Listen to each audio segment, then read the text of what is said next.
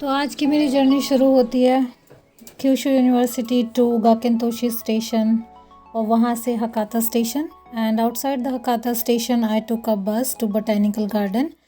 Botanical garden and botanical zoo are not botanical zoo, Fukuoka zoo एक ही साथ है and you can visit both the places with one ticket and the ticket will cost you around 600 yen.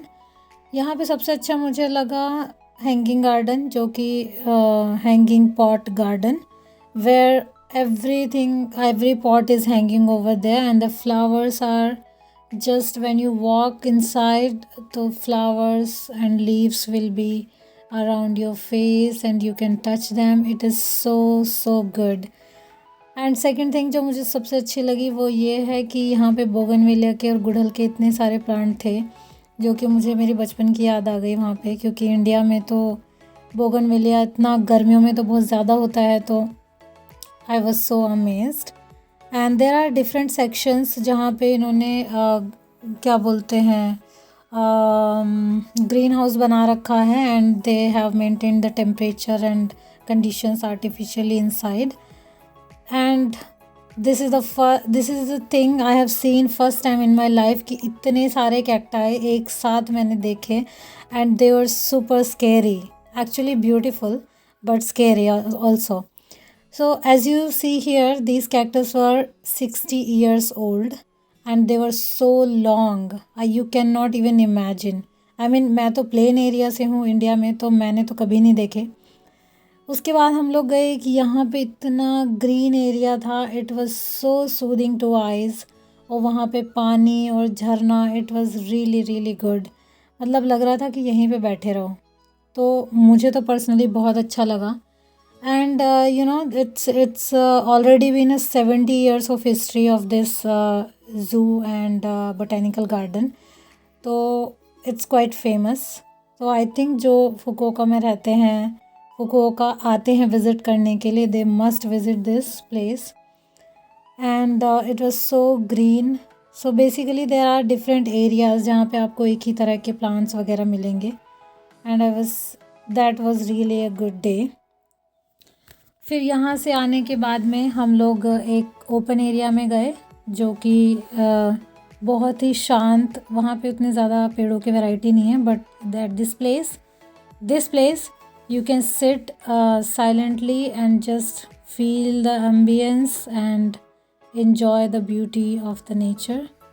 और यहाँ पे मैंने कम से कम we sat there for half an hour and we enjoy this time a lot.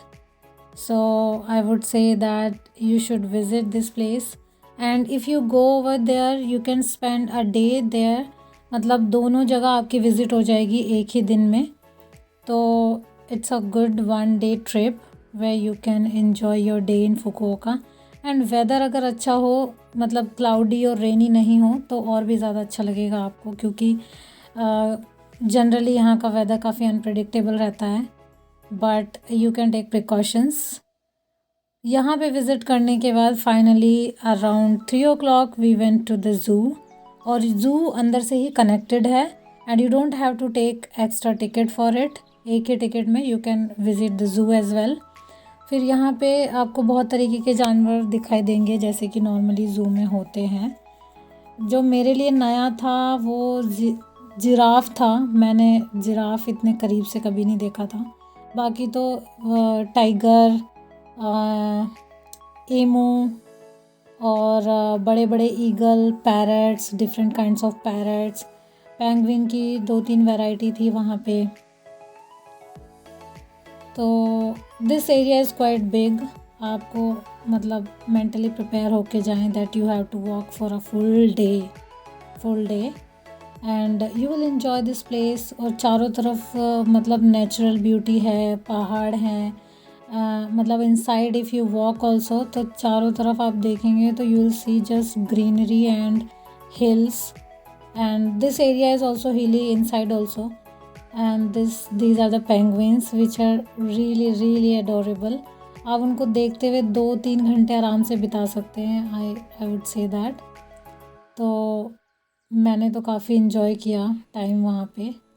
मैं मुंबई पुणे में भी जो हमारा ज़ू है वहाँ पे भी लाइक इस ये वाली पेंगुइन्स हैं. And then right after exiting the zoo, you'll see a bus stand over there from where you can take a bus to Hakata. And it takes around 30 minutes to reach to Hakata.